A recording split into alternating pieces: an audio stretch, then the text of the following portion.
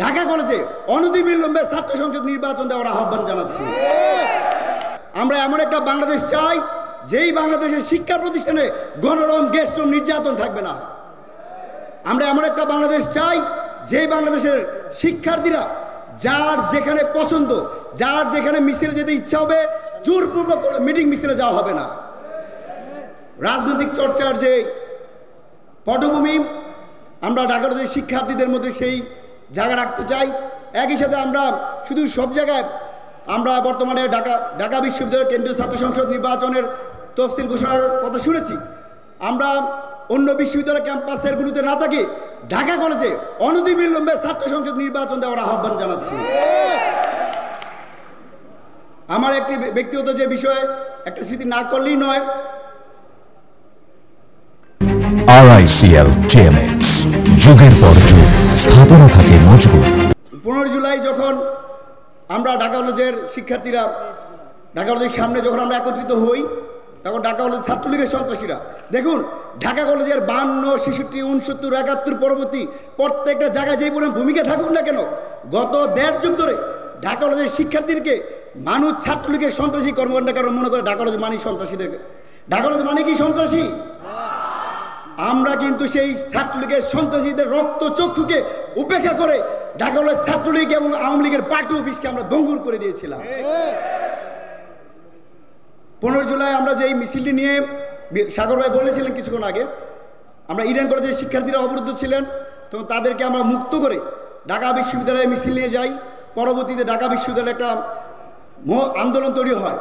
সেই জায়গায় আমি বিসি চত্বরে আহত হই। আমি প্রায় 22 ঘন্টা সেন্সলেস অবস্থায় ছিলাম। অনেক নিউজ হয়েছে, আবার অনেক রিউমার ছড়ানো হয়েছে আমি মারা গিয়েছি।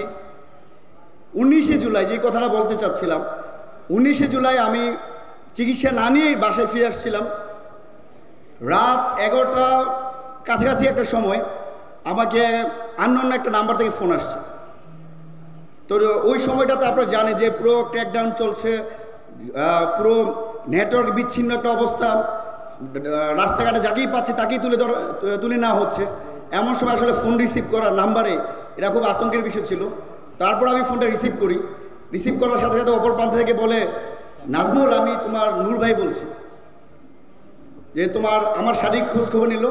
নেওয়ার পর বলছে এখন যে আন্দোলনের অবস্থা, প্রত্যেকটা ক্যাম্পাসের শিক্ষার্থীরা রাজপথে, বাংলা ব্লকের কমপ্লিট শাটডাউন কর্মসূচিতে অভিভাবকরা রাস্তায় নেমে আসছে, সকল রাজনৈতিক শক্তিগুলোকে একত্রিত করার চেষ্টা চলছে।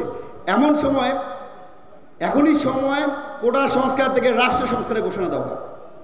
আমাকে বললেন যে আমি ইতিমধ্যে কয়েকজন ওই সময়কার শীর্ষ সমন্বয়ক যারা আছে তাদের সাথে আলোচনা করেছি। তারা সম্ভবত একটু এখনই না, তবে আমার মনে হয় যদি কেউ শেখ হাসিনা পতনের 1 দফা দাবি ঘোষণা নাও করে, তুমি 1 দফা দাবি ঘোষণা করবা। এবং নূর ভাইয়ের কথা শুনে আমি তাৎক্ষণিক আল জাজিরার যে সাংবাদিক তানভীর ভাই, দেশ টিভির সাংবাদিক নিয়াজ মোর্শেদ, তারপর হচ্ছে RTV সাংবাদিক সাগর ভাই সহ বিভিন্ন সাংবাদিকরা আমি সেই থ্রু দিয়েছিলাম। আজকে আমাদের অনেক অভ্যুত্থানের নায়ক রয়েছে, কিন্তু এই অভ্যুত্থানের পায়ানো রয়েছে ডাকসুর বিপি নুরুল হক নূর, যার নেতৃত্বে 2018 সালে কোটা সংস্কার আন্দোলন হয়েছে। যেই কোটা সংস্কার আন্দোলনের প্রেক্ষিতে 2024 সালে 5 জুন সেই পরিপত্র বাতিল